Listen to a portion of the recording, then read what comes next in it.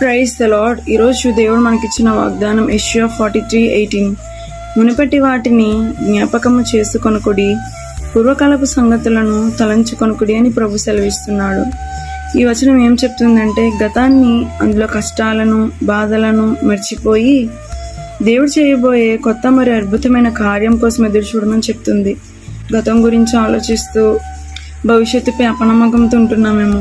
ఈ వచనం అలాంటి విషయాలను, ఆలోచనలను కూడా విడిచిపెట్టమని, దేవుడు చేయబోయే కార్యం కోసం సిద్ధపడమని చెప్తుంది.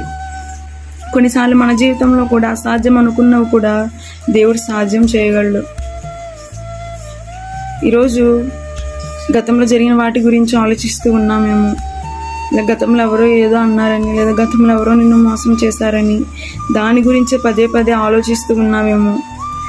ఈరోజు దేవుడు ఈ వాగ్దానం ద్వారా ఏం చెప్తున్నాడంటే, గతంలో జరిగిన వాటి గురించి బాధపడకండి, అవన్నీ విడిచి దేవుడు చేయబోయే కొత్త కార్యం కోసం ఎదురు చూడమని ఈ వచనం మనకు చెప్తుంది. ఇప్పుడైతే దేవుడు మన జీవితంలో చేయబోయే కొత్త మరియు అద్భుతమైన కార్యం కోసం ఆశతో ఎదురు చూద్దాం. ఆమేన్.